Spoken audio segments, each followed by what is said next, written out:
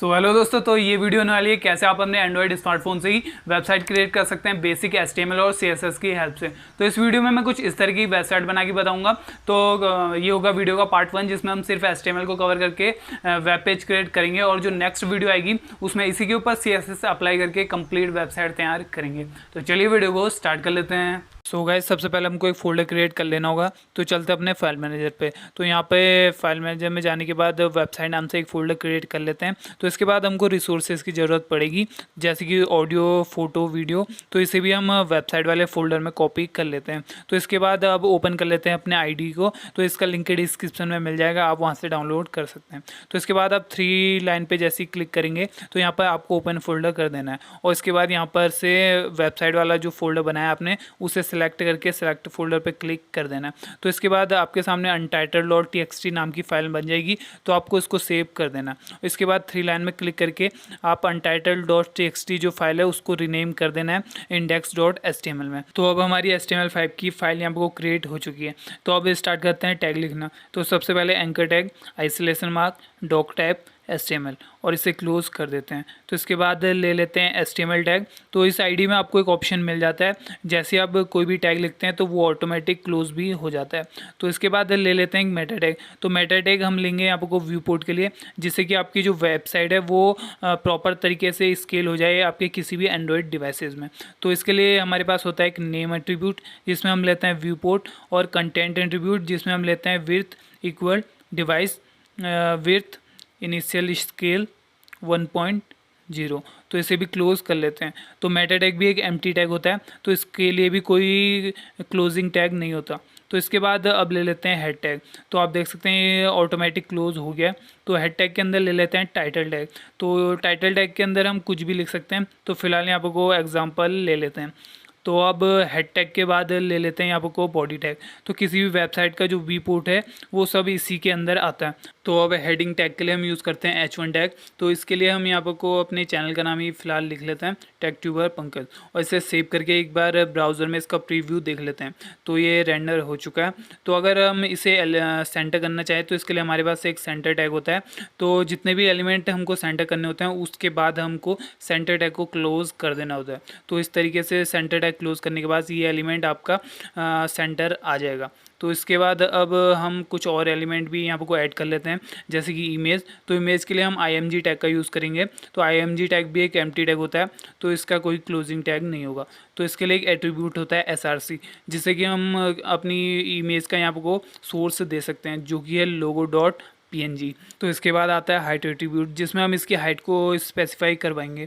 तो इसके लिए हम अभी 100 पिक्सल दे देते हैं, और जो इसकी विड्थ है उसको अभी 75 दे देते हैं। और एक बार इसे सेव करके ब्राउज़र में इसका प्रीव्यू देख लेते हैं। तो अभी ये जो इस इमेज है वो अच्छी तरीके से स्केल नहीं हो पा रही है। तो इसके लिए इसकी विड्थ को कर देते हैं 100, और जो इसकी हाइट है उसको कर देते हैं 75। और इसे अब सेव करके प्रीव्यू देखें तो अभी ये इमेज जो है अच्छी तरीके से यहाँ को स्केल हो जा रही है। तो अब कुछ और एलिमेंट भी यहाँ को ऐड कर लेते हैं, जैसे कि नेव बार बनाने के लिए हम यहाँ को एंकर टैग का यूज़ करेंगे टैग A से। तो 2-3 टैग यहाँ पर को अभी बना लेते हैं, जैसे कि पहले में आ जाएगा हमारा होम, दूसरे में आ जाता है यहाँ पर को अबाउट, और तीसरे में हम लिख लेते हैं यहाँ पर को यूट्यूब। तो इसके लिए यहाँ पर को href जो कि HTML रेफरेंस का यहाँ पर को शॉर्ट होता है। तो उसके बाद अभी यहाँ पर को होम में कुछ नहीं देते हैं, और जो अबाउट है उसमें भी अभी फ़िलहाल कुछ नहीं देते हैं, और जो यूट्यूब है उसमें हम अपने चैनल का यहाँ पर को लिंक दे देते हैं। तो इसके लिए हम अपने चैनल का लिंक जो है उसको यहाँ पर को पेस्ट कर देते हैं। तो इसके बाद एक बार इसको सेव करके ब्राउज़र में इसका प्रीव्यू देख लेते हैं। तो कुछ इस तरीके का आपको ये देखने को मिलेगा। और तो जैसे आप YouTube पे क्लिक करेंगे तो ये आपको YouTube पे रेफ़र कर देगा। तो अब नेव बार को भी सेंटर कर लेते हैं। तो हमारे पास जो सेंटर टैग है उसको हम इस एलिमेंट के बाद क्लोज करते हैं, जिससे कि ये एलिमेंट भी सेंटर हो जाए। तो अभी ये कुछ ग्लिच टाइप लग रहा है। तो इसके लिए हमारी जो इमेज है उसके बाद हम आपको लाइन ब्रेक कर लेते हैं BR टैग से। तो अभी ये कुछ सही से रेंडर हो रहा है। तो इसके बाद कुछ और एलिमेंट यूज़ कर लेते हैं यहाँ पर, जैसे कि वीडियो। तो और इसे क्लोज भी कर देते हैं। तो यहाँ पर src एट्रीब्यूट होता है, जिसमें हम वीडियो का सोर्स दे सकते हैं, तो जो कि है यहाँ पर को intro.mp4।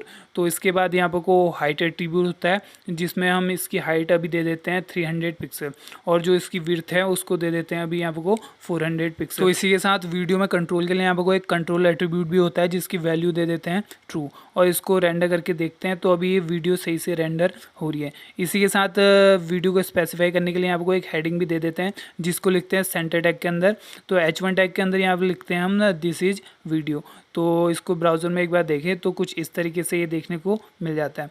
तो इसी के साथ यहाँ पर को अब एक सेंटर टैग के अंदर एक और हेडिंग ले लेते हैं जिसमें हम लिखते हैं दिस इज़ ऑडियो, और इसी के बाद यहाँ पर को ऑडियो एलिमेंट भी ऐड कर लेते हैं जिसके लिए हम ऑडियो टैग का यूज़ करेंगे और src एट्रीब्यूट से इसकी सोर्स दे देंगे जो कि है sample.mp3। तो इसमें भी हम कंट्रोल दे देते हैं और वैल्यू देते हैं ट्रू।